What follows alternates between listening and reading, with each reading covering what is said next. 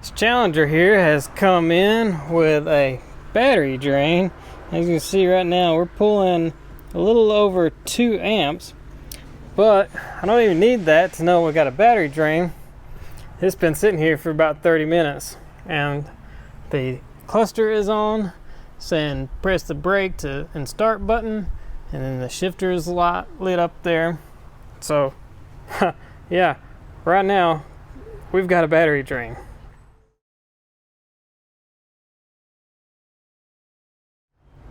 So it's obvious we got something keeping the network awake right now, or else the cluster wouldn't be on. So before I hook a scan tool up to it, I just want to use a little scope to check the data lines. I want to see if both data lines is awake or only one, because this vehicle should have two.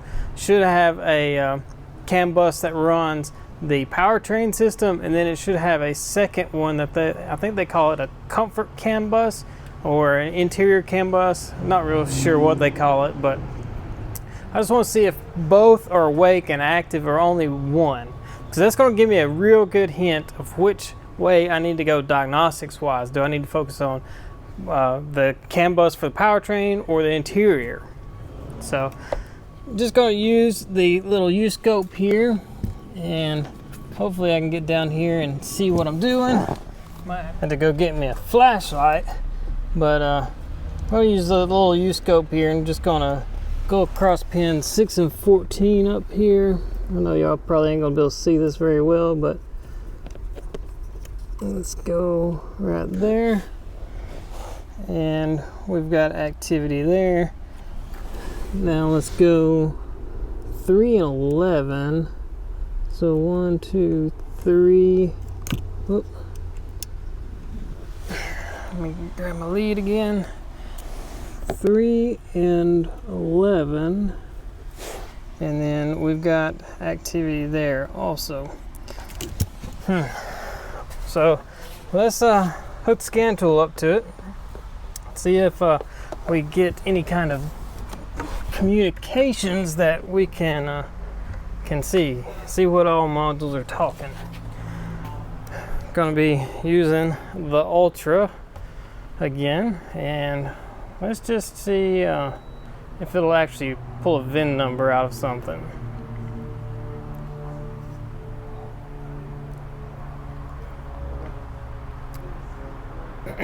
And it did, it got it out of something. So we're Dodge, we're gonna do standalone mode. So yep, that's the VIN number. What are we working with? A 2016 Challenger.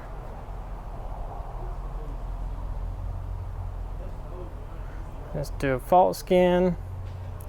Yeah, see, we got stuff awake, of course. Lots of stuff. No ECM, no TCM, but lots of other stuff. Now, this ain't been having repeat battery failures and stuff like that, so a lot of these codes are probably low voltage codes. Actually, right now, it's lost column with ECM codes, lost column with BCM, like a bunch of stored codes. So lost column with telematics gateway. Yeah, lost column with radio is active. Most of these are stored, but telematics gateway again.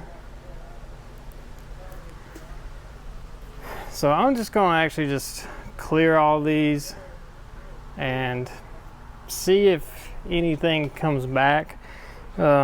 May key on this thing and rescan this and clear everything again. I'm just a little hesitant about turning the key on, because I actually do know this has also been an intermittent issue where some days it'll be fine, and then out of the blue just the next day it'll be a dead battery. So I know until right now it's awake for some reason, and I can troubleshoot it right now, hopefully. The topology on here tells us we got CAN C on the red side and CAN IHS on the right side of the screen. And then the BCM would be the gateway between the two sides, according to this. Let's see if that is actually the case. It does say their OBD is connected to the cans on both sides, which we know we got 6 and 14 and 3 and 11. But let's go into motor and see if we can get a diagram of this information bus.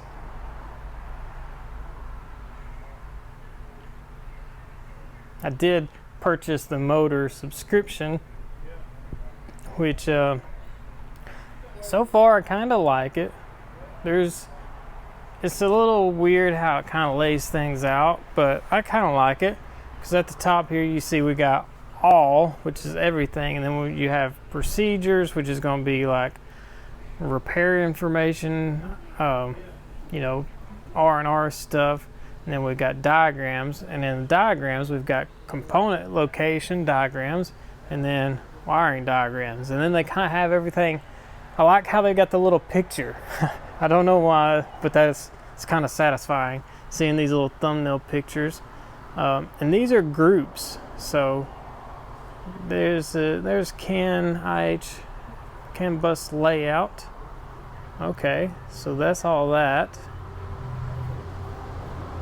So that's just their diagram of like what modules and stuff. We want the actual CAN bus circuit. Okay, there's CAN bus C. And just gonna zoom in here. So here's our data link connector. And it just goes to a star connector, and everything, of course, on that star connector. There's actually 2 star connectors, so we got a front and a rear. The body control module is actually on the rear one, so that's good information to know. Okay, now let's go look at this other one for the IHS, and similar thing, we've got our data link connector that goes straight into the front IHS star connector, and then body control module is actually a bridge between the front and rear star connectors. That's pretty interesting. So I think it's safe to say the body control module is the gateway between the two networks. I'm not really seeing anything else that overlaps. What I mean by overlaps is two things on the network.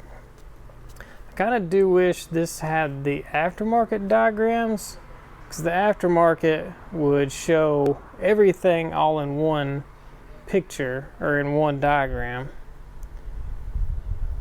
But everything on motor is OE supplied, no aftermarket information. It's all factory information.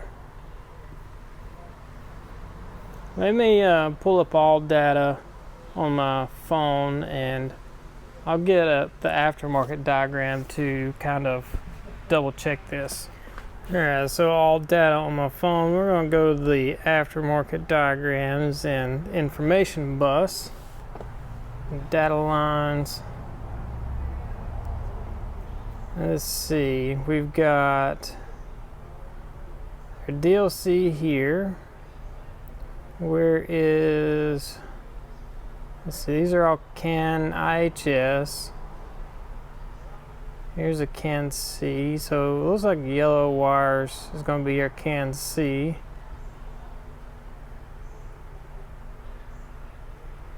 What is that? Oh, that's the star connector. I kind of wish on these aftermarket diagrams they would actually put a star connector here. It just looks like all these wires just kind of go nowhere. Kind of makes it a little confusing. Come on.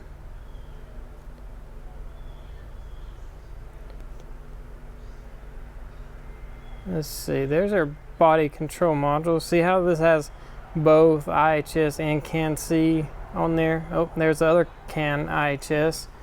And then it's got 3 LIN bus circuits. So steering column module, CAN-C.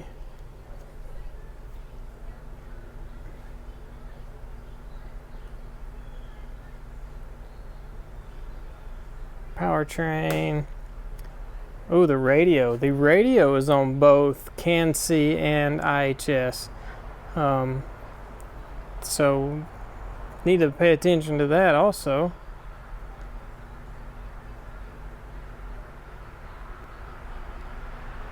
That looks like about it. For some reason my screen is not wanting to move around correctly. So radio is on both and BCM is on both.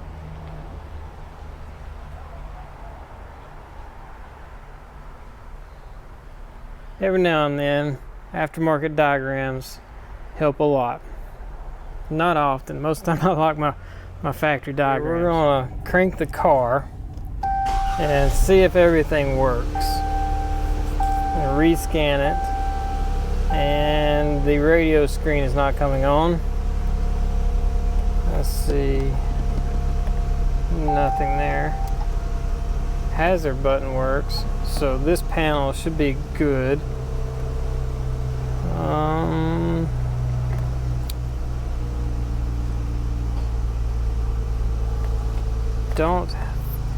Don't have air.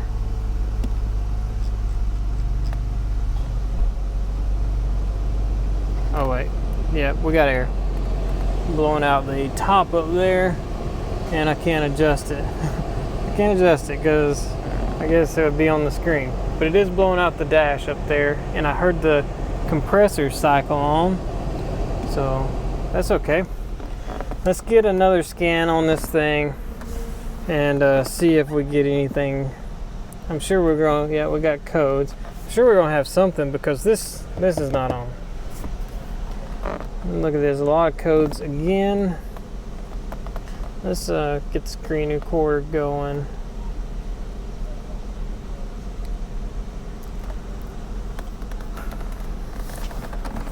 So TPMS says it doesn't have communication with the body control module. It's pretty odd. Lost comm with telematics gateway. So I need to kind of know what the telematics gateway is. I don't understand why these things have lost comm with ECM PCM. Let's quick erase everything. We'll let it rescan again and see if something comes back. Turned it off, cleared everything again, and rescanned everything, and we get this no comm with telematics gateway, and the screen is still off. So this is where we're gonna go. We're gonna go with this thing and see what's going on with it. I don't even know if this a separate module from the radio or not. I don't even know, is the radio behind the screen? Not real sure. Let's see if the motor has it. That's not what I wanted. Let's go motor. Let's go radio. Let's search that. And then, oh, we're on diagrams. Let's go to procedures, radio removal. So yes, it's behind the screen. Okay. I kind of feel like that's where I've got to go because telematics gateway meaning it would be, connected to both networks. And we saw from the aftermarket redrawn diagram, the radio is connected to both. And I didn't see anything labeled telematics. So I think they're just calling the radio telematics. So let's go to that thing.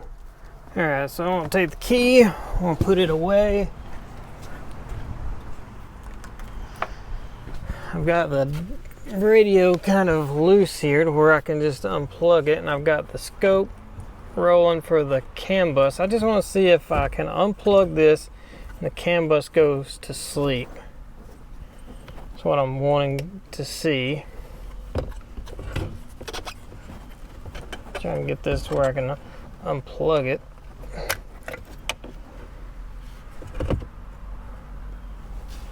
So right now the CAN bus is still going crazy over here. And that is still on. Are we dealing with multiple issues here?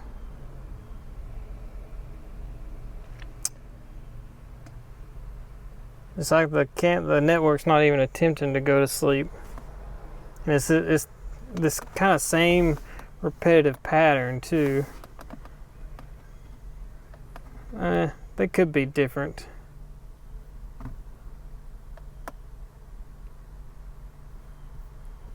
I don't know. There's just not like a whole lot of activity.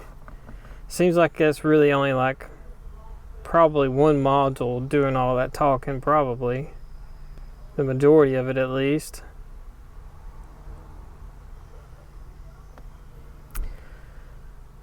Let's see. Let me get the U-scope. I'm gonna pin into this radio and see if the interior CAN went to sleep. So I'm just back pinned in there and still got IHS activity and 6 and 14 activity. Alright, so I've got the scope rolling here, and what I'm gonna do, I figured out that with the radio there's a fuse missing. Somebody pulled the fuse out trying to figure out what was causing this issue and never put it back apparently.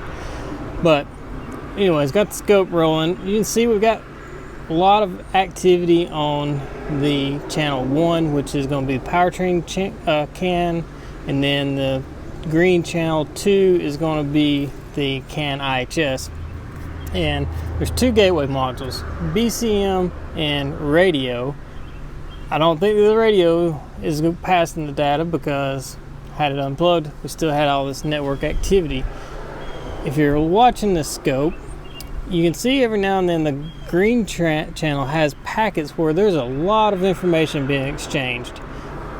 So I don't know if that's my issue or if the powertrain side is the issue, but what I want to do is I got my star connectors pulled up here, and I know from the diagrams that this C2 right here, this yellow and brown wire, is the powertrain side or CAN C side for the BCM. So if I unplug that, that should separate our 2 networks. And let's see what happens if I can do this. Let me sit you down here. This thing's like way in here in the trunk. I can barely reach it. So let's unplug this, see what happens with our CAN bus on the scope. And we see the green trace go to sleep. So I think we got something going on this powertrain side that is keeping the BCM awake, which is then keeping this side active. So now we need to figure out what is causing this right here. While we're back here, we can go ahead and we could probably separate the front. This is actually up at the DLC. I'll show you all that real fast. I've got just the scope box sitting here, and then everything is just pinned into the DLC here. So I could actually separate this whole rear harness piece from the front. Let me get you set up, and we can see if the activity goes away. If it goes away, that means it's something in this connector causing all the activity. So this one should be my separator, and there we go. We are asleep. So something in the rear star connector is causing that. Let's see, the dash went off. The shifter is still lit up, but the dash is off. So let's plug this back up so I can see the CAN line going on the scope. There we go, instantly back. If I plug the BCM back up, we'll get our IHS CAN activity come back. So now let's pull these one at a time until things go to sleep. So pull it, give it just a second. So everything is still acting the same. Let's plug that one back up. Go to the next one here.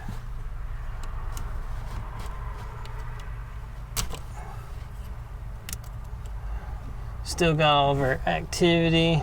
Give it a couple more seconds. Alright, let's plug that one back in. Let's see what this one does. Still got activity. It's probably going to be the last one I do, of course. Last one in the list. I've only got 2 more here.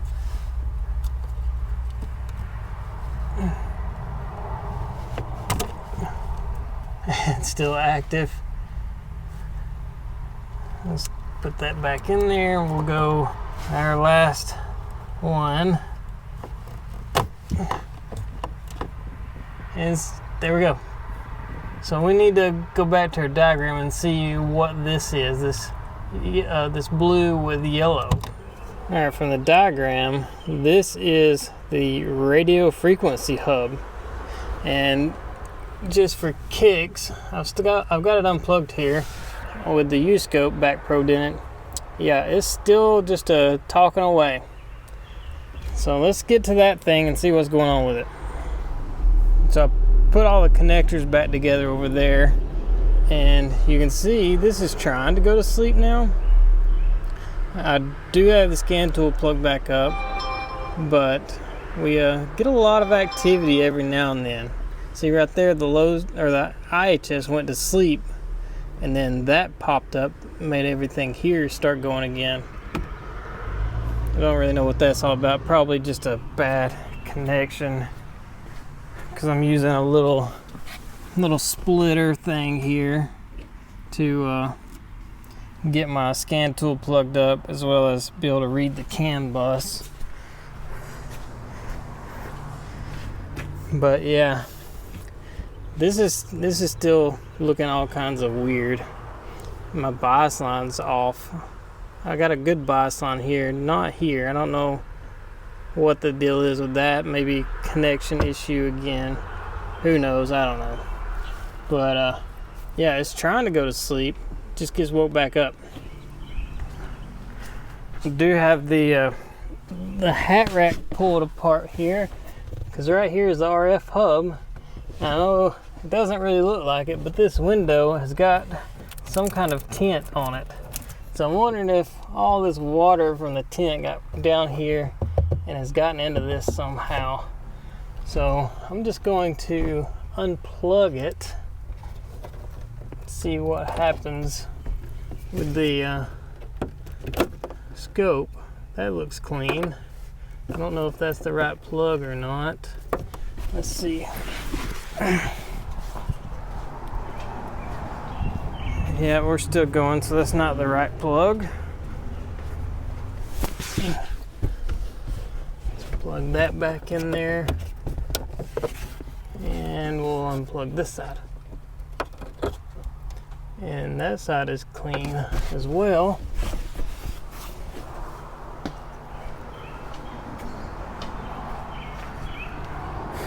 And yep, went to sleep. So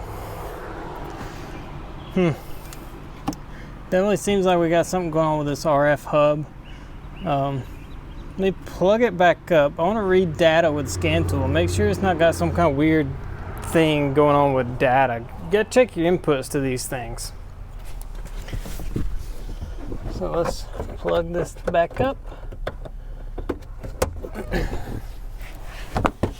And the shifter lit back up. The cluster did for just a second there. Oh no, the shifter went back to sleep. I bet we're asleep. Nope, we're still awake. Okay. We're just not completely awake like we was. Look at all that. Alright, let's go.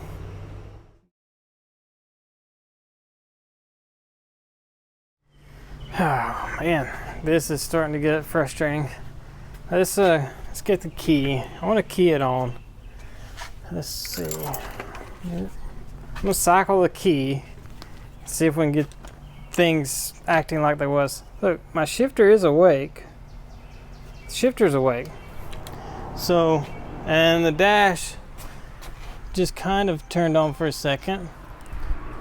Shifter just went off, so things are still kind of coming and going. Let's do a scan again.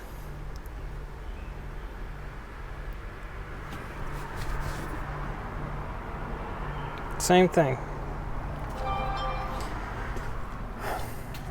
Let's key cycle this thing. See if anything happens. That's weird.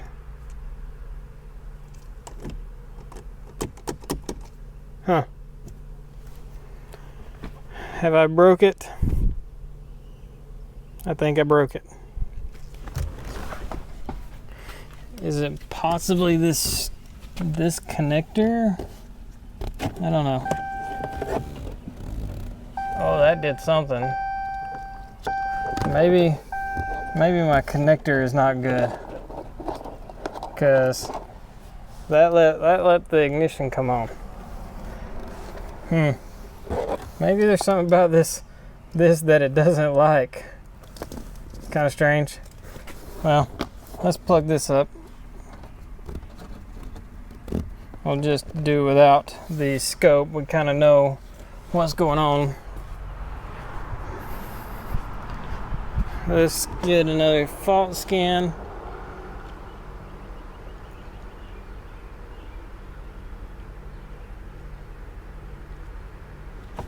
Alright, RF hub of course has codes. See this system voltage thing, that's weird. That amp shouldn't be setting that. Humidity sensor module?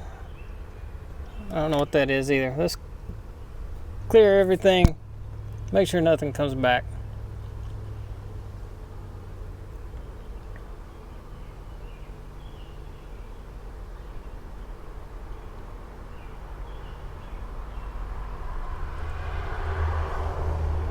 Okay, let's go in the RF hub and look at some data here.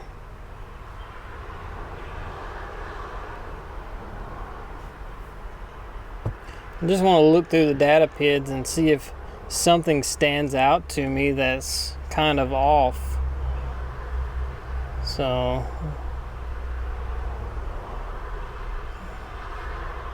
I do got the key on right now.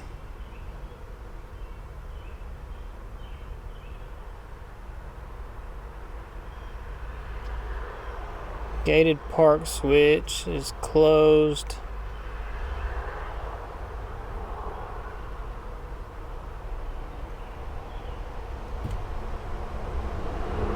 Module wake up reason, most recent wake up by Ken signal.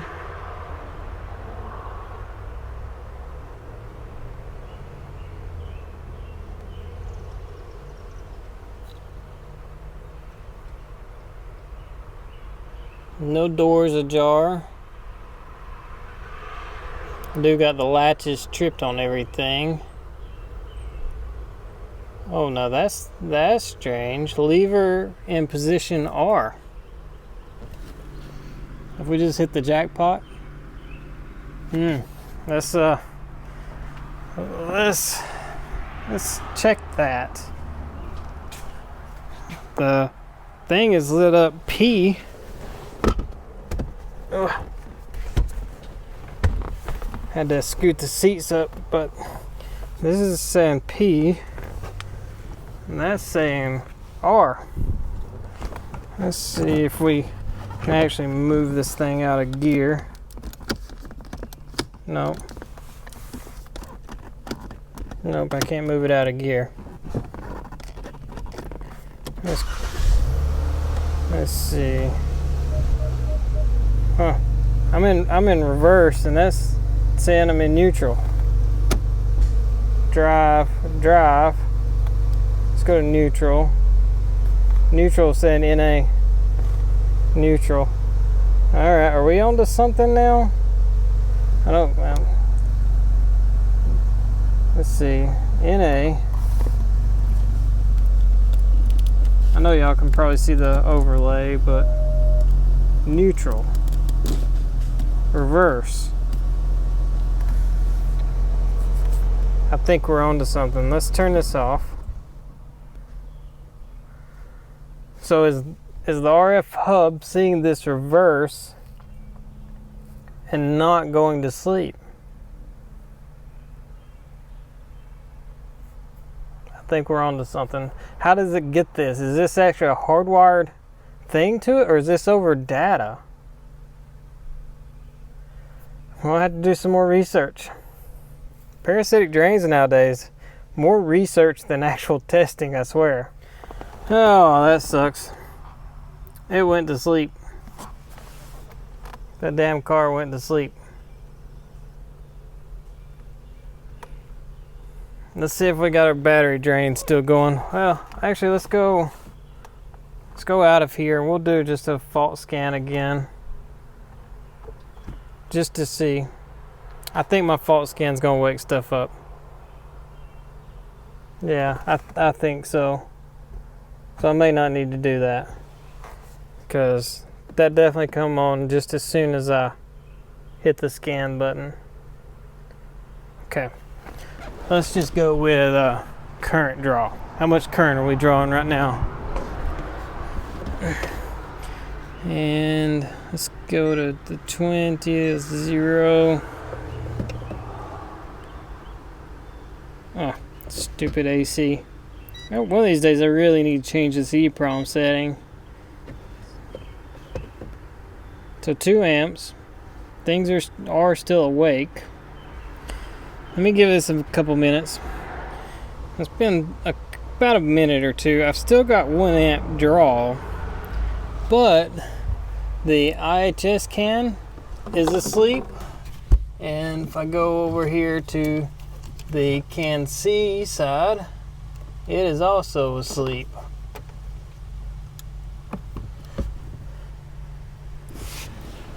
So my network's asleep. Did I disturb something when I unplugged the RF hub? Or is this just the intermittent issue? I still don't like this 1 amp draw. Still excessive.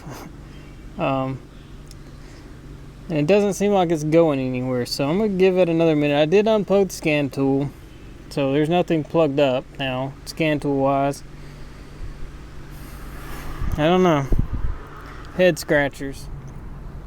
So always do this when you're dealing with a draw. Like right now I'm on the ground side, so I can see everything going in and out of the battery. We got 1 amp draw.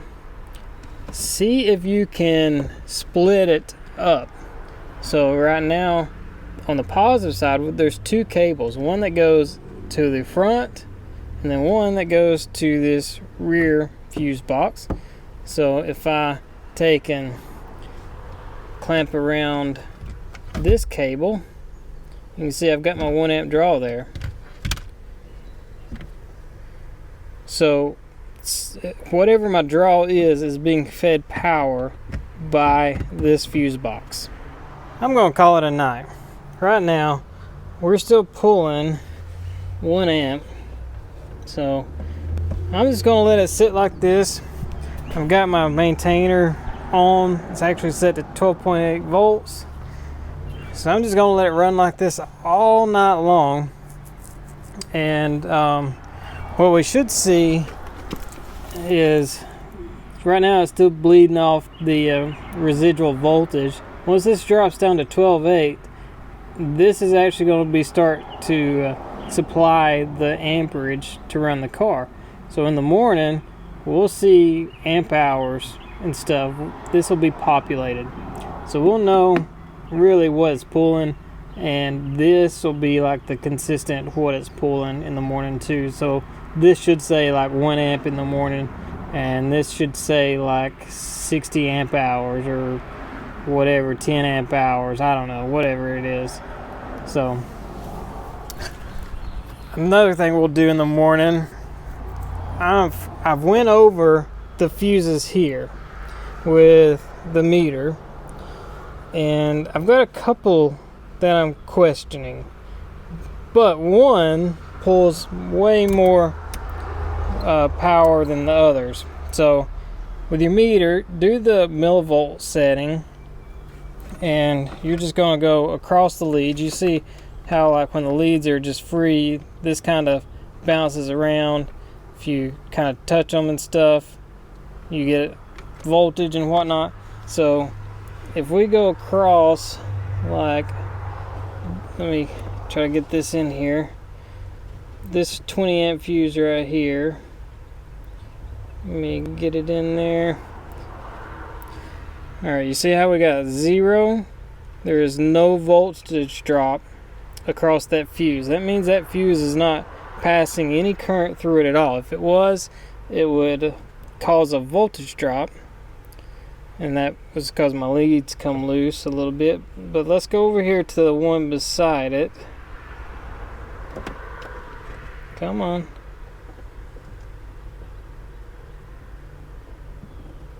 Get that in there.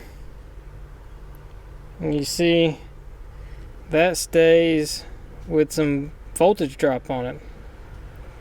3 millivolts, 3.5 millivolts. So that fuse is flowing current. And that fuse is the radio fuse. Which we already know the radio wasn't what was originally causing this battery drain and things to stay awake. I don't know if we're dealing with multiple things here or what. The CAN bus is still clearly asleep, and we're still clearly pulling 1 amp. So I'm just going to let this sit overnight, and in the morning I'll check it with a thermal camera and see if that radio really is pulling current. It'll be warm with the thermal camera, and I'll look and see if some other things are as well. So to be continued tomorrow.